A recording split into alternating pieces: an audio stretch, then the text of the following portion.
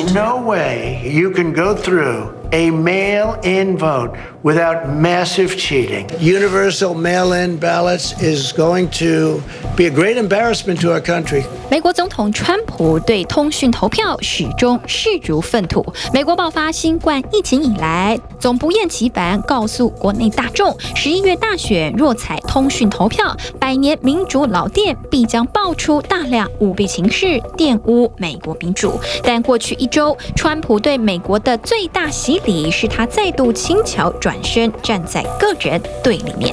Whether you call it vote by mail or absentee voting, in Florida, the election system is safe and secure, tried and true. So in Florida, I encourage all to request a ballot and vote by mail.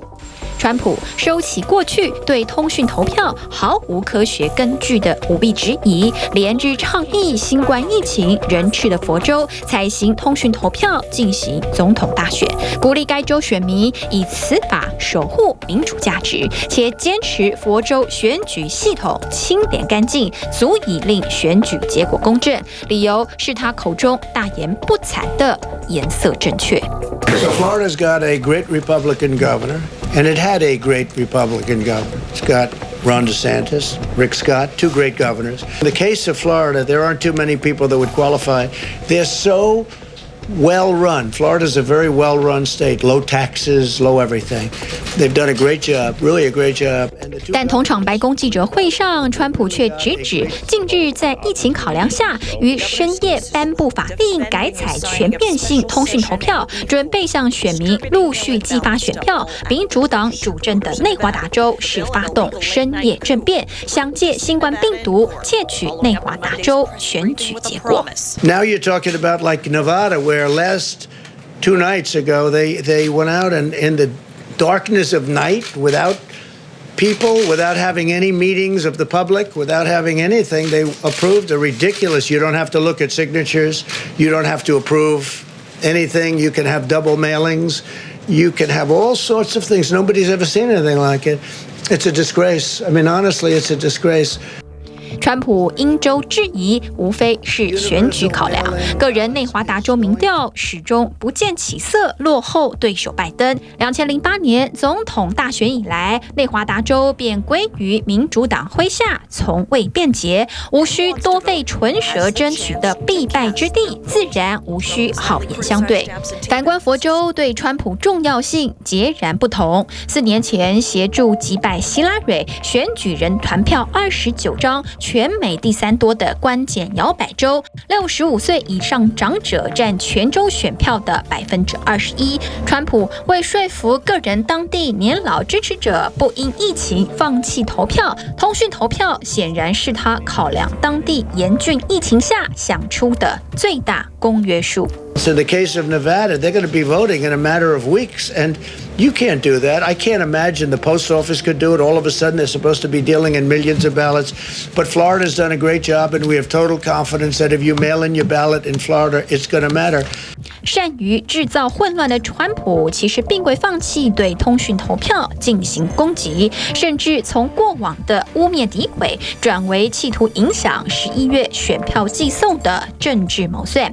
今年5月，川普钦点上任，由共和党金主要为美国邮政局长的德乔伊7月时颁布邮政新规，被直指是提前替总统操演大选棋局，以令届时计票过程一团混乱。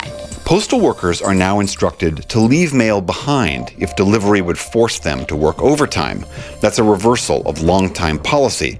Those parcels would be delivered the following day. DeJoy says these are cost-cutting measures to help the agency's perpetual budget shortfall. USPS lost $3.9 billion in 2018. But critics say this is a deliberate attempt to hurt the Postal Service ahead of an election where, because of the pandemic, more voters are expected to cast their ballots by mail rather than voting in person.